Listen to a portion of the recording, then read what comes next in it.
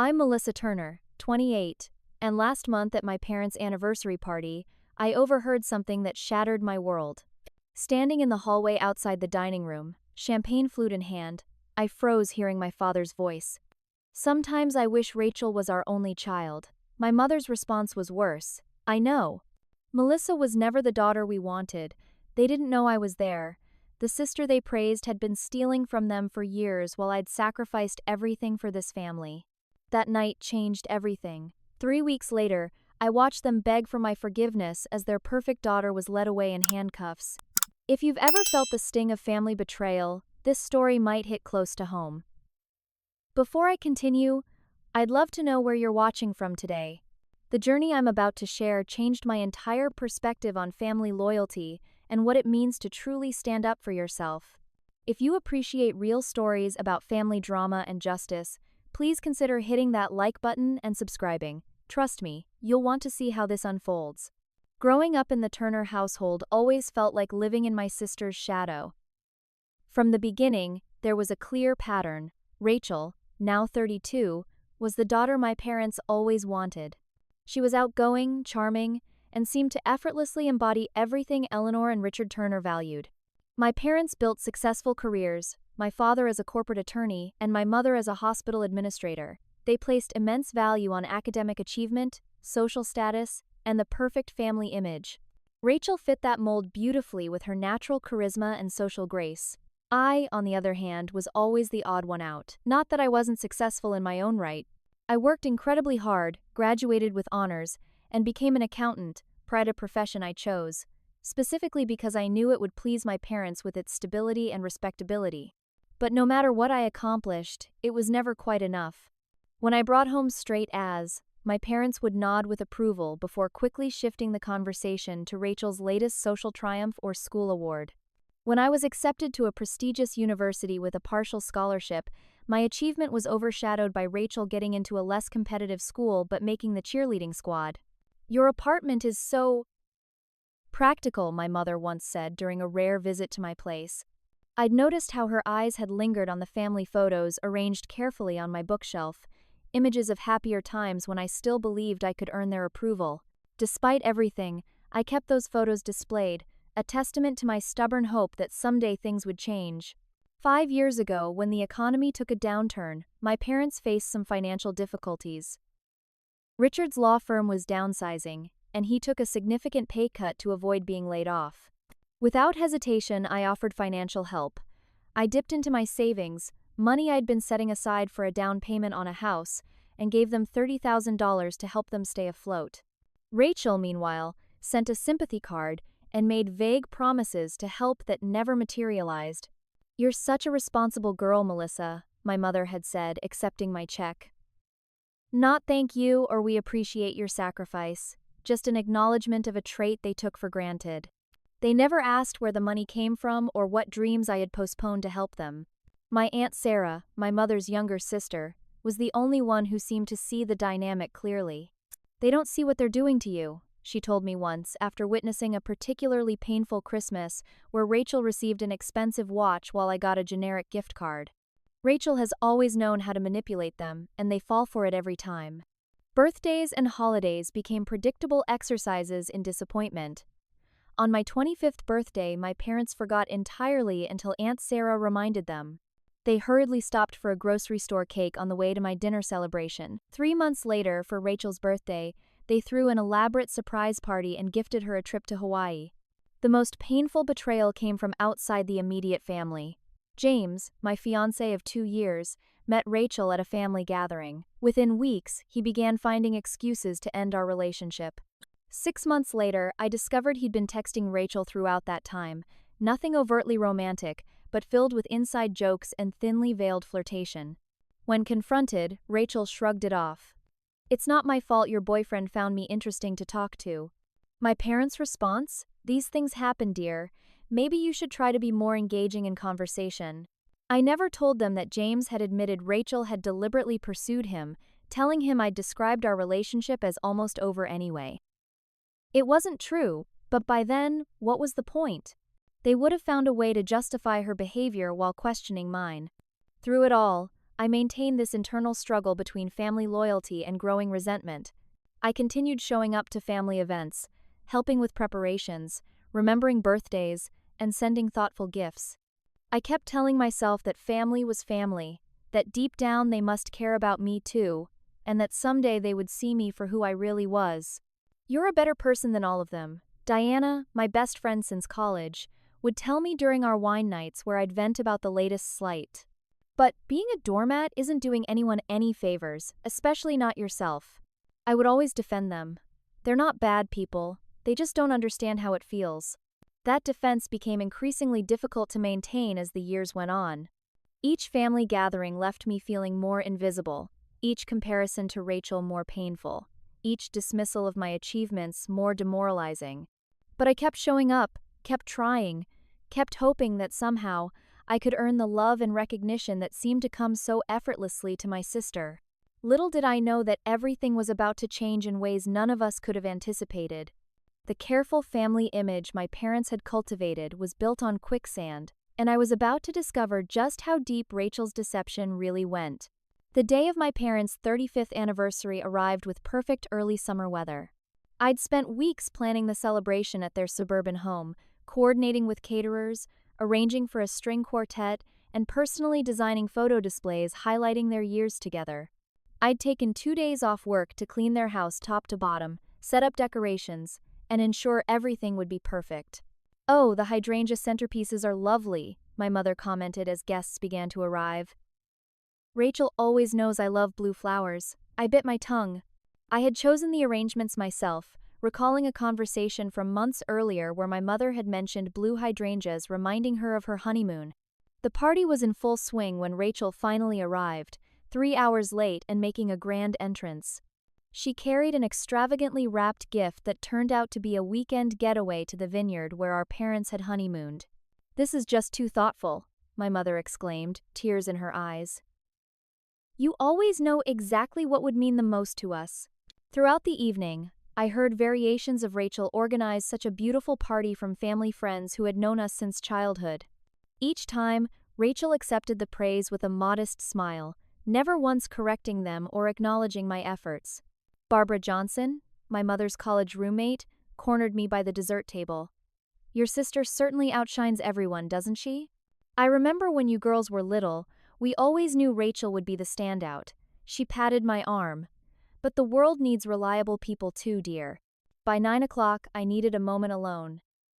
The catering staff had everything under control, so I slipped away with a champagne flute, intending to take a quiet moment on the back porch.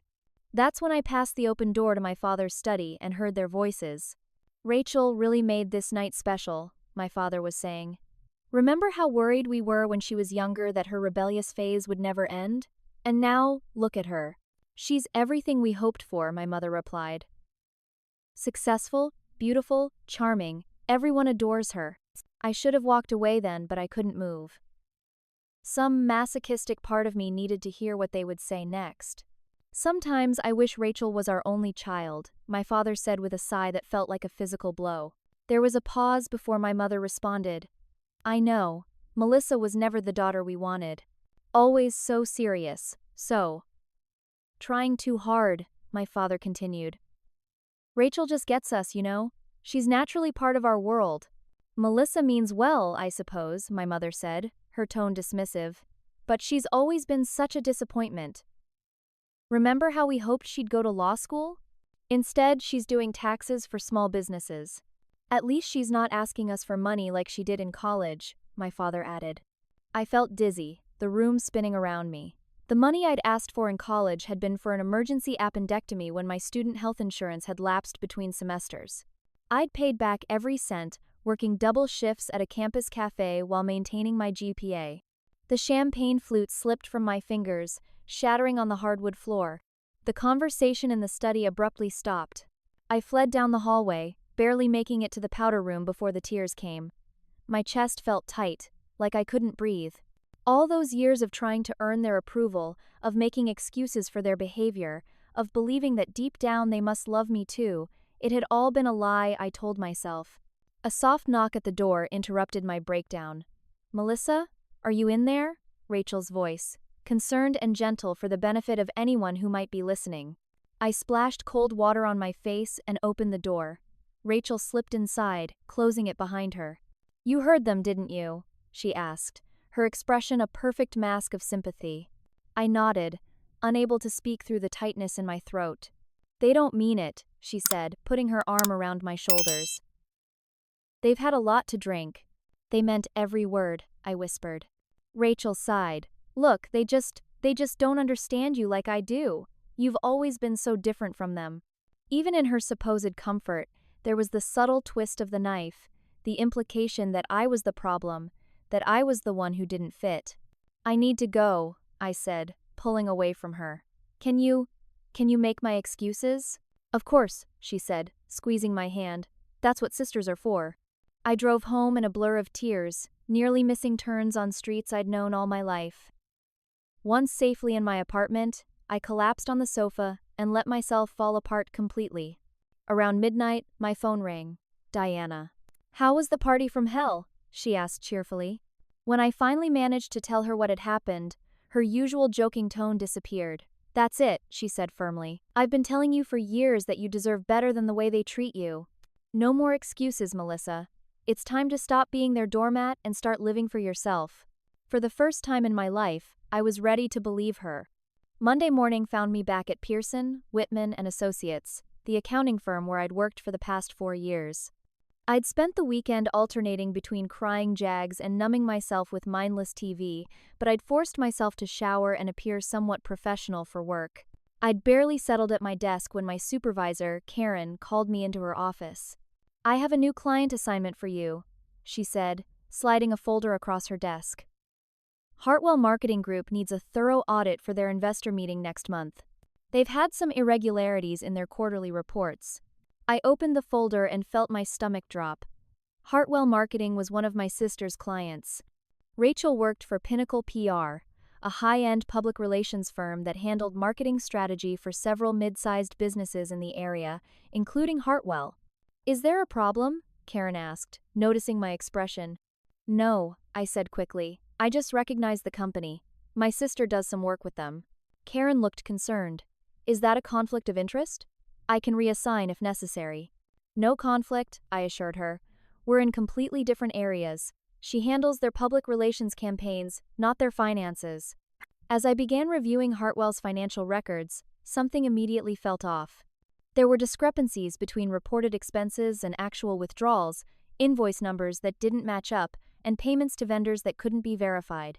Digging deeper, I noticed a pattern in the irregularities: PR. They all centered around marketing events and PR campaigns that Rachel had spearheaded. It could be coincidence, I told myself. Sloppy bookkeeping happens in small companies all the time, but as I traced the money flows, I discovered payments being redirected to a shell company called RTE Consulting. Rachel Turner Enterprises? The timing of these financial discrepancies aligned perfectly with Rachel's inexplicable lifestyle upgrades over the past 2 years. The luxury apartment she couldn't possibly afford on her salary, the designer wardrobe, the frequent weekend getaways, the new BMW she'd driven to the anniversary party. I sat back in my chair feeling sick. My sister might be embezzling from her clients. My coworker Brandon stopped by my desk that afternoon, finding me staring blankly at spreadsheets. "You look like you've seen a ghost," he said, perching on the edge of my desk. Brandon and I had started at the firm around the same time, and he'd become something of a friend. "Tough audit?" "Something like that," I said vaguely. "Have you ever found something in an audit that you wish you hadn't?" He lowered his voice. "Like fraud?" "More times than I care to admit. That's the job, though. We find the discrepancies, report them, and let the chips fall where they may. Professional integrity and all that. Even if it could hurt someone you care about." Brandon's expression grew serious. "Especially then, Melissa. We're accountants. Our whole profession is built on trust and ethics. You can't compromise that for anyone." That night, I couldn't sleep. I kept thinking about Rachel's extravagant lifestyle, her constant promotions that never seemed to involve actual new responsibilities, the way she always had cash on hand despite claiming to be so bad with money. I pulled out my laptop and began creating a timeline. Rachel had joined Pinnacle PR 4 years ago as a junior associate. Within 6 months, she was handling their biggest client, Hartwell Marketing. 3 months after that, she leased a luxury apartment in the trendy downtown district. Last year, she bought the BMW, claiming it was a company car even though none of her colleagues had similar vehicles. And just last month, she'd mentioned looking at vacation properties in the Bahamas just as an investment opportunity. None of it added up, literally or figuratively. The next morning, I called in sick to work for the first time in 2 years. Instead of going to the office, I sat up at my dining room table and dove deeper into Hartwell's finances. The more I looked, the worse it got. The shell company, RTE Consulting, had received over $300,000 in the past 18 months for marketing services that seemed suspiciously vague. And Hartwell wasn't the only client affected. I found similar patterns with 2 other businesses that worked with Pinnacle PR and specifically with Rachel. My phone rang, startling me. My mother's name flashed on the screen. "Melissa, dear, we're having a special family dinner this Friday," she said without preamble. "Rachel has some exciting news she wants to share with us. Something about a big promotion at work. You'll be there, of course." Despite everything that had happened at the anniversary party, my mother's tone suggested she expected immediate agreement. There was no acknowledgement of what I'd overheard, no apology, not even a question about why I'd left the party early. "I'll be there," I heard myself say, my mind already racing. This dinner would be the perfect opportunity to observe Rachel more closely, perhaps even confront her about what I'd found. "Wonderful," my mother replied, already sounding distracted. 6 o'clock sharp, don't be late like last time. After hanging up, I stared at the financial records spread across my table and made a decision. I would attend the dinner, watch Rachel's performance, and then decide what to do with the information I'd uncovered. Professional integrity was important, as Brandon had reminded me, but so was being absolutely certain before accusing my own sister of fraud. Friday evening arrived too quickly. I stood on my parents' doorstep, taking deep breaths to steady myself. Everything felt different now. The colonial-style house where I'd grown up suddenly seemed like a stage set, familiar yet fundamentally false. My mother answered the door, her smile tight. "You're here. Good." No hug, no warm greeting, just a cursory acknowledgement of my presence. She was already walking back toward the dining room before I'd fully stepped inside. "Rachel just arrived. She's telling your father about her promotion." The dining room was set with the good china, something reserved for special celebrations and important guests. Rachel sat at my father's right hand, animatedly describing something while he nodded with obvious pride. Neither looked up when I entered. "There she is," Rachel finally exclaimed, as if genuinely delighted to see me. She rose to give me an air kiss beside my cheek. "I was just telling Dad about my new position, Senior Director of Client Relations. Can you believe it?" "Congratulations," I said, studying her carefully. "That sounds impressive. What exactly does the role involve?" A flicker of something, annoyance, worry, crossed Rachel's face before her smile returned. "Oh, overseeing all our major client relationships, developing strategic partnerships, that sort of thing. She'll be managing a team of 8 people," my father added proudly, "and they're giving her a substantial raise." "Which explains my little splurge," Rachel said with a girlish giggle. "I bought a new car, a Mercedes convertible. It's being delivered next week." My mother entered with a bottle of expensive champagne. "This calls for a celebration. Our Rachel, climbing the corporate ladder so quickly." Throughout dinner, I asked pointed questions about Rachel's new position, the selection process, her new responsibilities, her team members' names. With each question, her answers became vaguer, and my parents grew increasingly irritated with my interrogation. "Why are you grilling your sister?" my mother finally snapped. "Can't you just be happy for her success instead of always competing?" "I'm just interested in her career," I replied evenly. "It sounds like quite an achievement." Rachel seized the opportunity to change the subject. "Speaking of achievements, did I tell you I'm looking at waterfront property? Nothing fancy, just a little weekend place." "On a PR director's salary?" I couldn't help asking. "That seems ambitious." "I've made some good investments," Rachel said dismissively. "Not all of us are stuck in the mindset that a steady paycheck is the only way to build wealth." The implied criticism stung, but it also confirmed my suspicions. Rachel was living far beyond her means, even with this supposed promotion.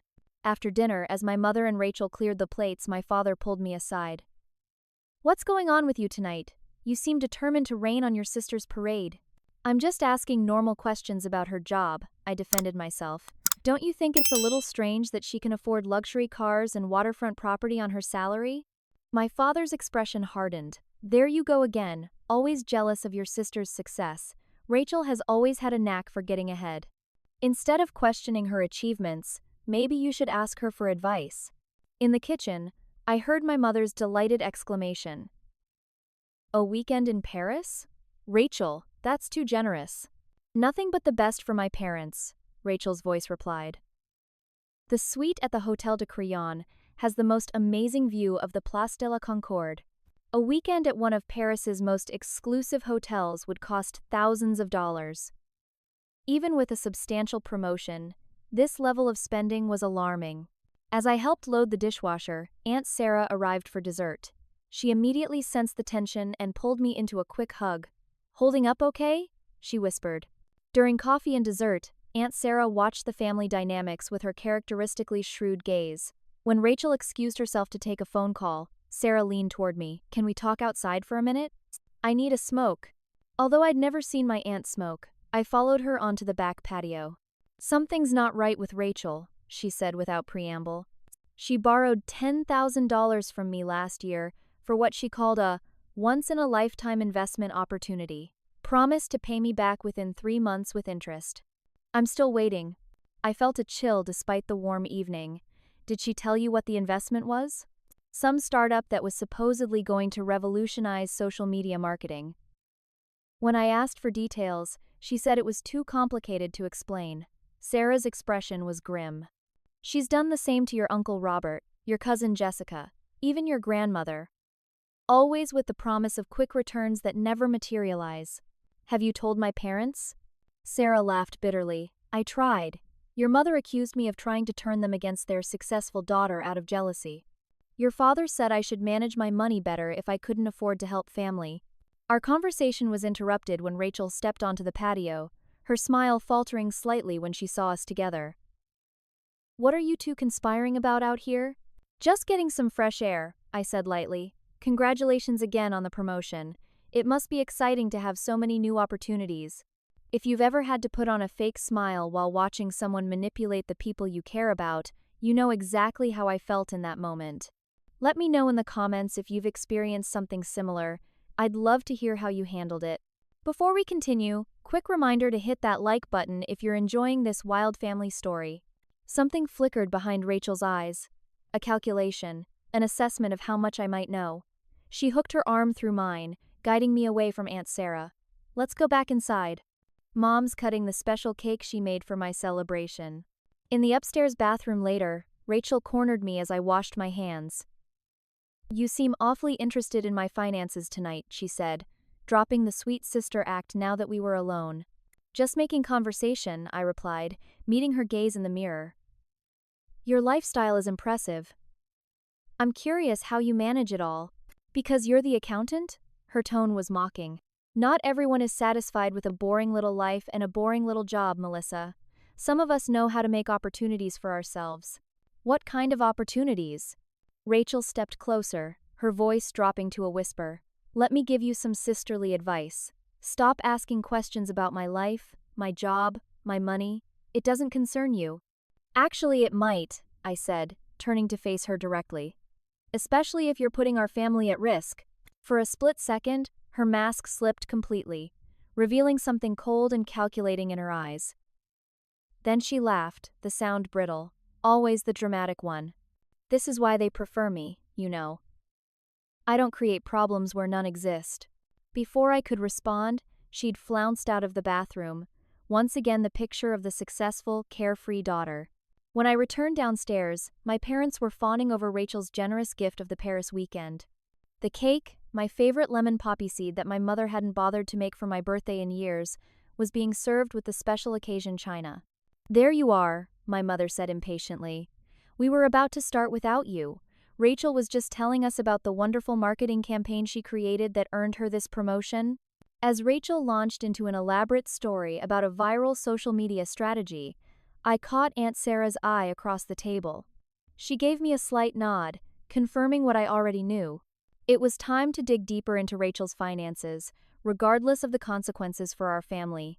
Because at this point, I was convinced that my sister wasn't just manipulating our parents emotionally, she was potentially committing crimes that could destroy them financially when it all came crashing down. Monday morning, I called Karen and requested a week of personal time. Family emergency, I explained vaguely. She was understanding. I'd rarely taken time off in the 4 years I'd worked there. I transformed my living room into an investigation headquarters. Financial statements, timelines, and connection maps covered every surface. Brandon from work had given me access to some specialized forensic accounting software, no questions asked. "Whatever you're dealing with, be careful," was all he said. The first breakthrough came when I traced the shell company, RTE Consulting, to an offshore account in the Cayman Islands. Rachel had set up an elaborate scheme to funnel money from her clients through fake invoices for non-existent marketing services. Over the past 2 years, she'd embezzled nearly $750,000 from various businesses, far more than I'd initially suspected. But what shocked me most was discovering my parents' names on some of the transactions. Rachel had been gifting them money, weekend trips, home renovations, even a timeshare in Florida, all funded with stolen cash. Whether they knew the source of this sudden generosity was unclear, but they had certainly benefited from it. On Wednesday, I met Taylor Chen, a law school friend who specialized in white-collar crime, at a coffee shop far from my usual haunts. "Based on what you've shown me, your sister could be looking at serious federal charges," Taylor said after reviewing my findings. "Wire fraud, embezzlement, possibly money laundering. We're talking potential prison time." "And my parents?" I asked, dreading the answer. Taylor sighed. "If they knowingly accepted stolen funds, they could be charged as accessories. Even if they were in the dark, they might have to return everything they received." The implications were staggering. My parents were in their early 60s, approaching retirement age. If they had to pay back all of Rachel's gifts, they could lose their home, their savings, everything they'd worked for. That night, I discovered something even more disturbing. Rachel hadn't just been giving my parents stolen money, she'd been using their identities to open credit cards. I found applications in their names with Rachel's address listed for statements. Between them, she'd racked up over $120,000 in debt that my parents likely knew nothing about. This explained their recent financial struggles that they'd been surprisingly quiet about. Last Christmas, they'd mentioned postponing a planned kitchen renovation due to unexpected expenses. My father had delayed his retirement by 2 years, citing market conditions. They weren't just beneficiaries of Rachel's fraud, they were also her victims. The final piece of the puzzle came when I accessed my parents' retirement accounts. As their accountant, I had their permission to review their finances for tax purposes. What I found made my blood run cold. Their robust retirement fund, which had contained over $800,000 the last time I'd checked, was down to less than $200,000. Withdrawal after withdrawal had been made over the past 18 months, all authorized with their account credentials. I called Aunt Sarah, my hands shaking. "It's worse than we thought," I told her. "Rachel's been stealing from Mom and Dad directly. Their retirement is almost gone." "That explains a lot," Sarah said grimly. "Your mother mentioned they were thinking of downsizing, said something about the house being too big for them now. I thought it was strange given how much your father loves that place." I spent that night pacing my apartment, torn between my duty as an accountant to report fraud and my fear of what this would do to my family.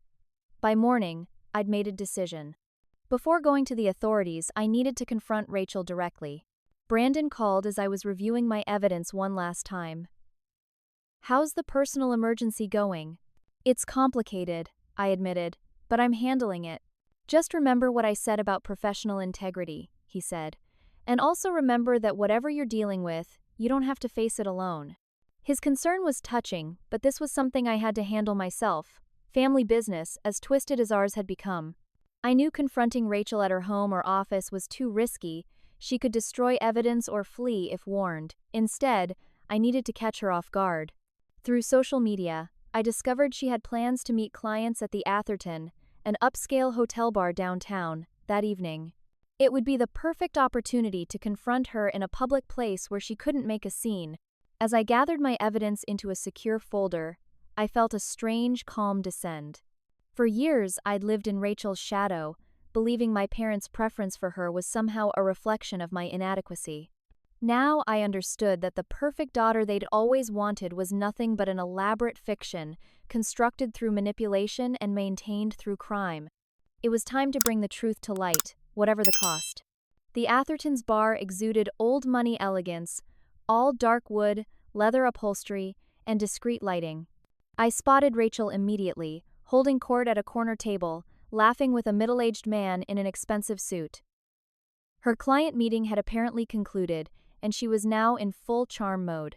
I took a seat at the bar, ordering a club soda and waiting for her companion to leave. When he finally did, with much handshaking and promises to be in touch, I made my move. "Fancy meeting you here," I said, sliding into the chair opposite her. Rachel's smile froze momentarily before regaining its wattage. "Melissa, what a surprise! I didn't know you frequented places like this." "There's a lot you don't know about me," I replied, setting my phone on the table between us. "Just as there's a lot Mom and Dad don't know about you." Her eyes narrowed slightly. "What's that supposed to mean?" "RTA Consulting," I said quietly. "Interesting business. 0 employees, 0 office space, 0 actual consulting work. Yet somehow it's received almost $750,000 in the past 2 years." The color drained from Rachel's face. "You've been spying on me?" "No. I've been doing my job. I'm auditing Hartwell Marketing, remember?" It didn't take long to notice the discrepancies, or to connect them to your sudden prosperity. Rachel leaned forward, her voice dropping to a hiss. "You have no idea what you're talking about. I've worked hard for everything I have." "Really? Is identity theft hard work?" "Because using Mom and Dad's information to open credit cards in their names seems pretty easy." I slid my phone toward her, showing a screenshot of the credit card statements. "Or how about draining their retirement accounts? Was that challenging for you?" "Keep your voice down," she snapped, glancing around nervously. "Why? Afraid someone might overhear that the great Rachel Turner is a fraud? That your fancy job and big promotion are just covers for stealing from your clients and your own parents?" Rachel's demeanor shifted then, her panic giving way to a cold calculation I recognized from our bathroom confrontation. "What exactly do you want, Melissa? Money? Is that it? Because I can make that happen. I want you to confess to Mom and Dad what you've done, and then turn yourself in to the authorities." She actually laughed at that. "You're even more naive than I thought. Why would I do either of those things when there's a much simpler solution? Which is, you forget what you think you've discovered and I make it worth your while." She pulled out her checkbook. "How does $50,000 sound? Consider it compensation for all those years feeling like the less-loved daughter." The casual cruelty of her offer, using my deepest insecurity as leverage, left me momentarily speechless. "Not enough? Fine, 100,000. That's my final offer." I recovered my voice. "You really don't get it, do you? This isn't about money. It's about the fact that you've betrayed everyone who ever trusted you. You've stolen from our parents, from your clients, probably from anyone who ever made the mistake of believing in you." "Oh, please," she scoffed. "Don't act so high and mighty. You're just jealous because they always loved me more. They still will, you know, even after your little accusations. You think they'll still favor you when they discover you've decimated their retirement? When they find out all those gifts were bought with stolen money? When they learn they're hundreds of thousands of dollars in debt because of you?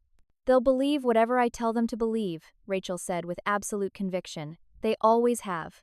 Remember when I told them you cheated on your college finals and they grounded you for a month? Or when I convinced them you were jealous of my prom date and had deliberately ruined my dress? They've spent 30 years believing the worst about you and the best about me. That won't change."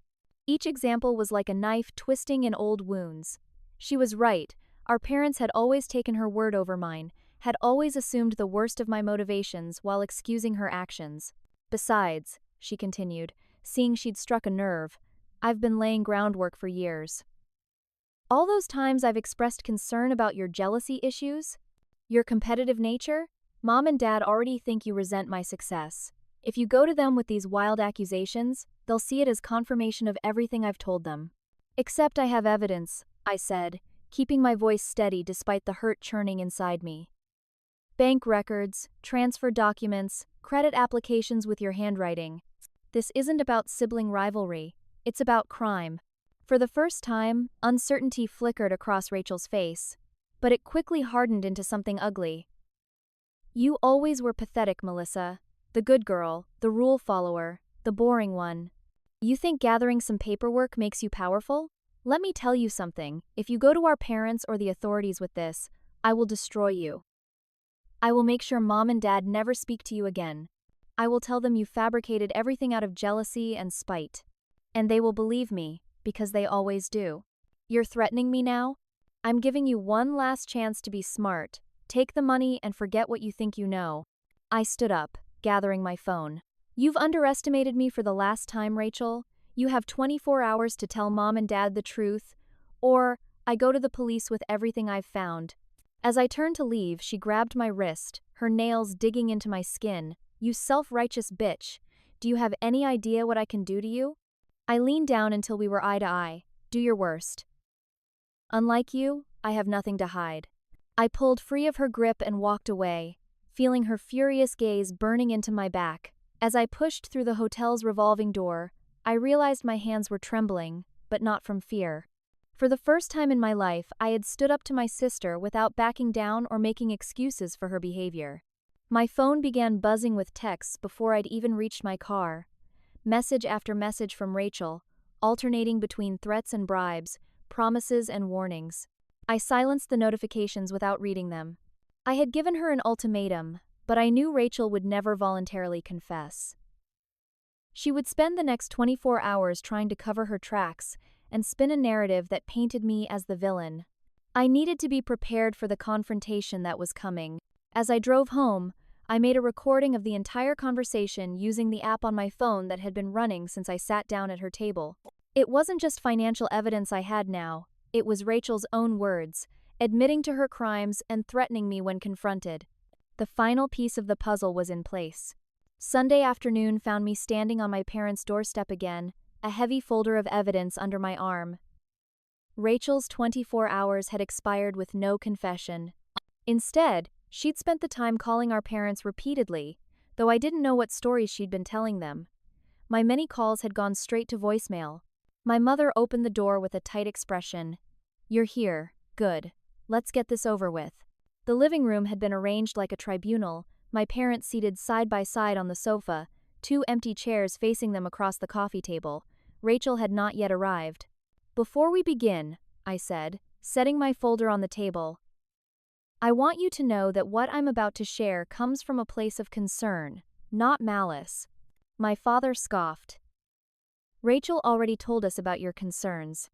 Quite frankly, Melissa, we're disappointed that you would stoop to such tactics out of jealousy. So Rachel had gotten to them first. I wasn't surprised, but the confirmation still stung. This isn't about jealousy, I said firmly. It's about fraud, identity theft, and embezzlement. I have proof that Rachel has been stealing from her clients and from you. My mother's face flushed with anger. How dare you make such accusations? Your sister warned us you might try something like this, but we didn't want to believe she was right about you. The doorbell rang before I could respond. My father went to answer it, returning with Rachel, who gave a performance worthy of an Academy Award, looking wounded, vulnerable, yet dignified in the face of her sister's betrayal. I'm so sorry it's come to this, she said softly, taking the seat beside mine. I've tried so hard over the years to build a relationship with you, Melissa. I opened my folder and laid out the evidence methodically, bank statements showing the flow of stolen funds, credit card applications in my parents' names with Rachel's handwriting, withdrawal records from their retirement accounts. These are all fabricated, Rachel declared immediately. Melissa works at an accounting firm. She has the skills to create fake financial records. They're not fake, I insisted. You can verify them yourselves. Call the credit card companies. Check your retirement accounts. Look at the credit inquiries on your credit reports. My parents exchanged glances but made no move to check anything. Even if these were real documents, which they're not, Rachel continued smoothly, They would only show that I've been helping manage mom and dad's finances and receiving legitimate payments for marketing consulting work I do outside my regular job. Rachel, I said, trying to keep my voice level, you've stolen nearly $750,000 through fraudulent invoices. You've opened credit cards in mom and dad's names and racked up over $120,000 in debt. You've withdrawn over $600,000 from their retirement accounts. This isn't about sibling rivalry. This is about crime. This is absurd, my father interrupted. Rachel has been nothing but generous with us. Yes, she's helped us manage our finances recently because, frankly, we trust her judgment. And yes, she's given us gifts, but that's because she's successful and thoughtful. I tried another approach. Mom, Dad, when was the last time you checked your retirement accounts yourselves? Not through statements Rachel might have shown you, but by logging in directly? That's enough, my mother snapped. I don't know what's driven you to these desperate measures, Melissa, but this has to stop. Rachel suggested you might be having some psychological issues related to workplace stress and long-standing insecurities. We think you should consider getting professional help. I felt as though I'd stepped into some alternate reality where nothing I said could penetrate their absolute faith in Rachel. I'm not the one who needs help, I said, struggling to keep my composure. Please, just check your accounts. Call the credit card companies, verify what I'm telling you, so you can keep making accusations while we're distracted? Rachel interjected. I think we've all heard enough. Just then, the front door opened, and Aunt Sarah walked in without knocking. Sorry I'm late to this little family meeting, she said, her tone making it clear she wasn't sorry at all. Richard, Eleanor, have you actually looked at the evidence Melissa brought, or are you just dismissing it outright? This doesn't concern you, Sarah, my mother said stiffly. Actually, it does, Aunt Sarah replied, dropping her purse on the table with a thud. Since I'm one of the people Rachel borrowed money from with no intention of repaying, $10,000 to be exact. That was a personal loan, Rachel protested, her composure slipping slightly. I told you I'd pay you back when my investment matures. Funny thing about that investment, Sarah continued, ignoring Rachel's interruption. I did some checking. The company you claim to invest in doesn't exist, never has. For the first time, uncertainty flickered across my parents' faces. Sarah, that's a serious accusation, my father said slowly. It is, she agreed, which is why I brought proof. She pulled out her own folder. I've got the loan agreement Rachel signed, promising to repay me by last September. I've got emails from her making excuses about why the money isn't available yet. And I've got confirmation from the state business registry that NextGen Social Analytics, the company she claimed to invest in, has never been registered in this or any neighboring state. Rachel's face had gone pale. This is ridiculous. You're all ganging up on me because you're jealous of my success. What success? I asked quietly. The fake promotion? The job where you apparently have so much power but can't describe what you actually do? The money you've stolen to create the illusion of achievement? I don't have to listen to this, Rachel declared, standing abruptly. Mom, Dad, I'm leaving. Call me when you've come to your senses. My father held up his hand. Wait, Rachel. I think we need to look into these claims, just to clear things up. You can't be serious, Rachel said, her voice rising. After everything I've done for this family, you're actually going to entertain these lies? If they're lies, then checking our accounts will prove that, my mother said, uncertainty creeping into her tone. Rachel's demeanor changed instantly. Tears filled her eyes. I can't believe you don't trust me. After all these years, after everything we've been through together, I've always been the one who stayed close to home, who included you in my life, who made you proud. She turned to me, her expression hardening. This is all your fault. You've never been able to stand that they love me more. This isn't about love, I said steadily. It's about truth. I'm calling the bank right now, my father said, reaching for his phone. Don't bother, Rachel snapped, gathering her purse. I'm done with all of you. If this is how little faith you have in me, then maybe we're better off not being a family at all. She stormed out, slamming the door behind her. The silence that followed was deafening. My parents sat frozen, as if unable to process what had just happened. Finally, my father began making calls, to the bank, to credit card companies, to their financial advisor. With each call, his face grew more ashen, My mother wept quietly beside him. She cleaned us out, he said when the last call ended. $620,000 from our retirement accounts, multiple credit cards we never authorized. Even a second mortgage on the house that we never signed for. It's all gone. I'm so sorry, I said, my own eyes filling with tears. I wanted to be wrong about this. What do we do now? My mother asked, looking suddenly old and fragile. I took a deep breath. We go to the authorities, today, before Rachel can destroy evidence or flee. She wouldn't, my father began, then stopped himself. Would she? She's stolen nearly $1 million combined, Aunt Sarah said gently. She's opened fraudulent credit accounts. She's forged your signatures on legal documents. She's committed multiple felonies. Yes, Richard, she would run if she thinks she's about to be caught. My father's shoulders slumped in defeat. Let's go, he said quietly. The police station. Now. As we gathered our evidence, my mother turned to me with tears streaming down her face. Why didn't we see it? Why didn't we believe you?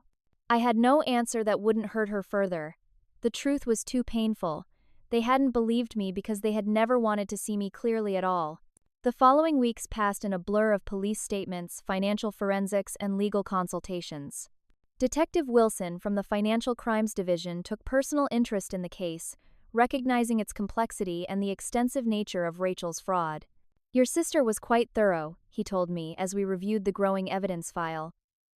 She covered her tracks well initially, but once we knew where to look, the whole thing unraveled quickly. Rachel had disappeared immediately after our confrontation. Her apartment was found emptied of valuables, her phone disconnected. Classic flight behavior, Detective Wilson noted, but she won't get far. We've flagged her passport and frozen the accounts we know about. My parents were devastated, both by Rachel's betrayal and the financial ruin they now faced. Their retirement savings were gone.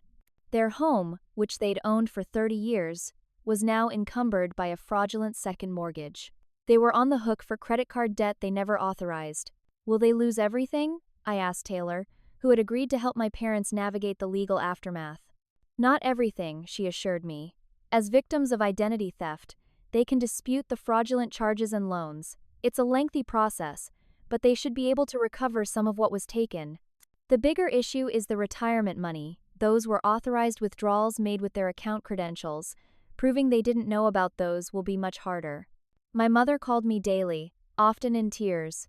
We should have listened to you, became her constant refrain. All those years, we should have seen what was happening.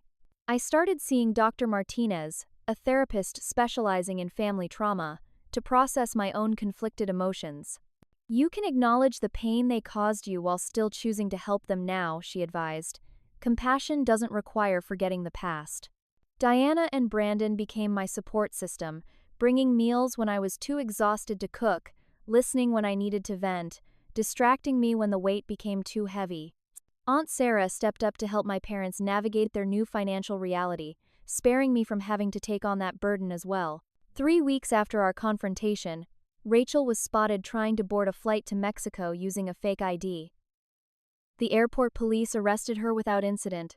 According to the officers, she had seemed almost relieved when they approached her, as if the constant running had become too exhausting to maintain. Detective Wilson called me with the news. They're bringing her back to face charges. Given the amount stolen and the multiple jurisdictions involved, she's looking at serious federal time. The day of Rachel's formal arraignment arrived with a strange sense of unreality. My parents insisted on being present, despite my concerns about their emotional state. We need to see this through, my father said firmly. We need to face what happened. The courtroom was smaller than I'd imagined from TV shows and movies. Rachel was brought in wearing an orange jumpsuit, her hands cuffed in front of her. She looked smaller somehow, diminished without her designer clothes and perfect makeup. When she spotted us in the gallery, her expression cycled through surprise, anger, and finally, a calculating assessment. As the charges were read, multiple counts of wire fraud, identity theft, embezzlement, and forgery, she kept her gaze fixed on our parents, her expression a silent plea for the unwavering support they had always provided. But this time, they didn't meet her eyes. The prosecutor outlined the case against her in damning detail: the shell companies, the fraudulent invoices, the unauthorized credit cards, the drained retirement accounts. Rachel's public defender entered a preliminary plea of not guilty, but even he seemed unconvinced by his client's protestations of innocence. Bail is denied, the judge announced. The defendant has already demonstrated flight risk and has access to unrecovered funds that could facilitate further attempts to evade justice. As Rachel was led away, she finally looked at me. The hatred in her eyes was palpable, but beneath it was something else, a grudging recognition. I had stopped being the pushover little sister. I had stood my ground and exposed her lies, despite the cost. Outside the courthouse, reporters clustered around us, hungry for details about the family drama behind the financial crimes. My father, looking 10 years older than he had a month ago, faced the cameras with quiet dignity. "We trusted our daughter implicitly," he said, his voice breaking. "That trust was betrayed in the most profound way possible. If not for the courage and persistence of our other daughter, Melissa, we might never have discovered the truth until it was too late. We owe her everything." It was the first time in my life I'd heard my father praise me without qualification or comparison to Rachel. As the reporters dispersed, my mother squeezed my hand. "He's right, you know. You saved us, even when we gave you every reason not to." Their gratitude was genuine but painful. It had taken complete devastation for them to finally see my worth. I didn't know if that recognition could ever fully heal the wounds of a lifetime of being second best, but it was a start. "What happens now?" my mother asked as we walked to our cars. "Now we rebuild," I said simply, "all of us." As Detective Wilson had predicted, Rachel's case unraveled quickly once the initial charges were filed. More victims came forward, other family members she had borrowed from, friends whose identities she had used, additional clients she had defrauded. The prosecution's case grew stronger by the day. 2 months after her arrest, facing overwhelming evidence, Rachel accepted a plea deal, 15 years in federal prison with the possibility of parole after 10, plus restitution to all her victims. It was less than she might have received at trial, but still a significant sentence that reflected the systematic nature of her crimes. The day before her formal sentencing, my parents and I visited her in jail. It was my first time seeing her since the arraignment. She sat across from us at a metal table, the orange jumpsuit hanging loosely on her frame. "Come to gloat?" she asked, her tone bitter. "We came to try to understand," my father replied. "How could you do this to us, Rachel? To your family?" She shrugged, some of her old arrogance returning. "It was easy. You two were so desperate to believe in your golden child that you never questioned anything I said or did. And Melissa?" She turned to me with a smirk. "You were such a perfect scapegoat. Anytime something went wrong, I just had to suggest you might be responsible, and they'd believe me instantly." My mother flinched. "That's not true, isn't it?" Rachel laughed harshly. "Remember when Melissa's college fund mysteriously had $10,000 missing? That was me. I needed money for spring break with my friends. But all I had to do was suggest that Melissa might have borrowed it for textbooks, and you never even questioned her directly." I stared at her, shocked. I'd never known about the missing money, but I remembered my parents being cold and distant during my sophomore year, reducing my allowance without explanation. Or how about the time Dad's expensive watch disappeared? Also me. Sold it to pay off some gambling debts. But I cried and said I saw Melissa near his dresser, and suddenly she was the suspicious one. With each revelation, my parents seemed to physically shrink, the weight of their misplaced trust crushing them. "Why are you telling us this now?" I asked quietly. Rachel's smile was chilling, "Because it doesn't matter anymore. I've lost everything anyway, and I want you all to know exactly how easy it was to play you against each other for years." She leaned forward. The perfect daughter was a lie. "But you three built that lie together. I just took advantage of what was already there." We left shortly after, each lost in our own thoughts. Rachel's words had laid bare not just her deception but the family dynamic that had enabled it for decades. The painful truth was that she couldn't have manipulated us so thoroughly if the foundation hadn't already been cracked.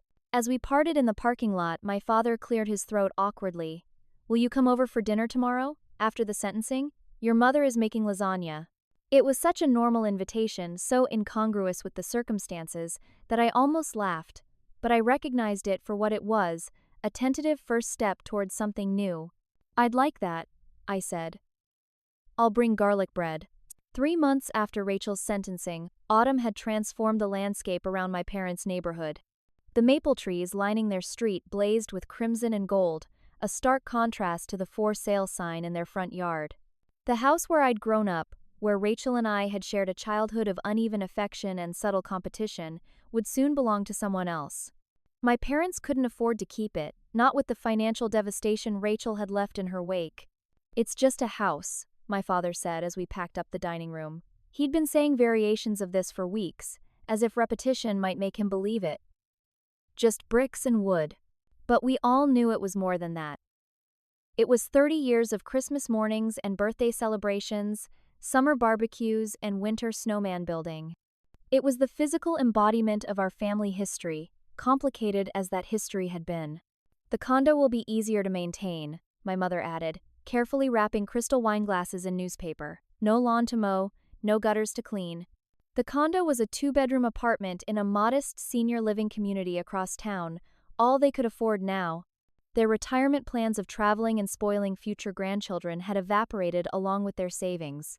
"I found more of Rachel's old report cards," Aunt Sarah said, emerging from the attic with a dusty box, "and her childhood diaries. Do you want to keep these or should they go to donation?" My mother's hands trembled slightly as she took the topmost diary, a pink notebook with a unicorn on the cover. "I can't bear to read them, but I can't throw them away either." Curiosity overcame my usual restraint. "May I look?" With my mother's nod of permission, I opened the diary to a random page dated July 15th, when Rachel would have been 12 and I 8. Mom was mad at me for breaking her vase, but I told her Melissa did it. She believed me, of course. "Melissa got grounded for a week. It's almost too easy." I flipped to another entry.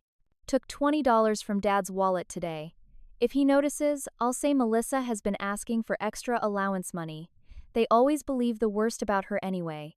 Page after page revealed a pattern of deliberate deception that had begun in childhood and grown more sophisticated with age. Rachel hadn't simply taken advantage of our parents' favoritism. She had actively cultivated it, systematically driving wedges between us, while positioning herself as the perfect daughter. "I had no idea," my mother whispered, reading over my shoulder. "All those times we punished you. All those times we doubted you. You couldn't have known," I said, closing the diary. But even as the words left my mouth, I knew they weren't entirely true. They could have known. They could have questioned. They could have looked more closely at the dynamic Rachel was creating. They had chosen not to. "Actually, you could have," Aunt Sarah said bluntly, never one to sugarcoat. "You two were so invested in the narrative of Rachel as the ideal daughter that you refused to see what was right in front of you. Melissa tried to tell you for years." My father sank heavily into a dining room chair. "You're right," he admitted, his voice rough with emotion. "We failed you, Melissa, over and over again." The acknowledgement, so long awaited, brought little of the satisfaction I might once have craved. There was only a hollow sadness for all the years wasted, all the trust damaged, all the family bonds strained to breaking. "What matters is what we do now," I said finally. "We can't change the past." The weekend after my parents moved into their new condo, they invited me over for dinner. The apartment was small but bright, with large windows overlooking a community garden. My mother had arranged their remaining furniture with care, creating a space that felt both familiar and fresh.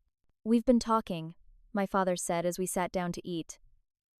"About what happened, about our part in it. Your father and I would like you to move in with us," my mother blurted out. "Just until we get back on our feet, we have the second bedroom, and it would help us financially to share expenses." I was momentarily stunned by the offer. 6 months ago, I might have jumped at this opportunity to finally be the daughter they leaned on, the one they needed. Now, I recognized it for what it was, a well-intentioned but ultimately unhealthy attempt to correct past mistakes. "I appreciate the offer," I said carefully. "But I think we all need our own space right now. We're rebuilding our relationship, and that takes time, it takes boundaries." Disappointment flickered across my mother's face, but my father nodded in understanding. "Besides," I continued, "I've accepted a new position at Pearson Whitman. They're promoting me to senior forensic accountant. I'll be leading a team focused on fraud detection." "That's wonderful news," my mother exclaimed, genuine pride in her voice. perhaps the first time she'd expressed such unqualified admiration for one of my accomplishments. "Brandon recommended me for the position," I added. "We've been seeing each other outside of work. Nothing serious yet, but promising." The evening continued with a new ease between us. Not perfect, not without moments of tension or old patterns threatening to resurface, but fundamentally changed. My parents were seeing me, truly seeing me, perhaps for the first time. As winter gave way to spring, our family found a new rhythm. Sunday dinners at the condo. Phone calls that didn't revolve around Rachel or comparisons or subtle criticisms. My parents attending a financial literacy class at the community center, learning to manage what resources they still had. Rachel wrote to them occasionally from prison, manipulative letters full of promises to change, and subtle blame for their failure to help her avoid punishment. At first, they would read these letters aloud during my visits, seeking my perspective, still uncertain of their own judgment. "She says she's found religion," my mother noted after receiving one such letter. "She wants us to speak to her parole board when she's eligible in 10 years. "What do you think?" my father asked me. "I think," I said carefully, "that what you decide about your relationship with Rachel going forward is entirely your choice. I've made mine." My decision had crystallized during a visit to Rachel 3 months into her sentence. She had requested to see me alone, and against my better judgment, I had gone. "I underestimated you," she'd said, studying me through the visiting room glass. "The quiet, boring little sister. Who knew you had it in you to bring down the whole house of cards? Is that why you wanted to see me? To acknowledge your miscalculation?" Her smile had been eerily reminiscent of the old Rachel, confident, calculating. "I wanted you to know that this isn't over. 10 years isn't forever. I'll get out eventually, and when I do, when you do, I'll be waiting," I had replied calmly. With forensic accountants, law enforcement contacts, and a very long memory. "If you ever come near our family again, if you ever try to manipulate or hurt our parents again, I will make sure you go back to prison for whatever time you have left." It was the last time I would visit her. The last time I would allow her threats and manipulations to occupy space in my life. Aunt Sarah hosted the first family dinner of the summer at her lakeside cabin. My parents arrived with a pasta salad and tentative smiles. Diana came with her new boyfriend. Brandon brought wine and his easy laugh. The setting sun turned the lake to molten gold as we gathered on the deck. "I'd like to propose a toast," my father said, raising his glass. "To new beginnings, and to Melissa, the daughter who saved us from ourselves." As glasses clinked and conversation flowed, I took a moment to absorb the scene. This was not the family I had grown up with, not the dynamic I had known for 28 years. It was something new, something still taking shape, imperfect but honest in a way we had never been before. The truth had cost us much: the family home, my parents' retirement security, the comfortable illusions we had lived with for decades. But it had also given us something precious, the chance to build relationships based on reality rather than manipulation and favoritism. As twilight deepened over the lake, I realized that I had finally stepped out of Rachel's shadow. Not through competition or resentment or even through exposing her crimes, but by choosing to move forward with compassion for my parents despite their flaws, with boundaries that protected my own well-being, and with the quiet strength that had always been within me. I had survived being the least favorite child, and in that survival, I had found something more valuable than favoritism. I had found myself. If my story has resonated with you, I'd love to hear about your own experiences with family dynamics and healing. Have you ever had to stand up to toxic family members or set boundaries with parents who couldn't see you clearly? The journey to family healing isn't easy, but sharing our stories helps us all feel less alone. Please leave a comment below, and if you found value in my experience, consider subscribing and sharing this video with someone who might need to hear it. Thank you for joining me on this difficult but ultimately healing journey. Remember, sometimes family isn't what we're born into, but what we choose to build with those who truly see and value us for who we are.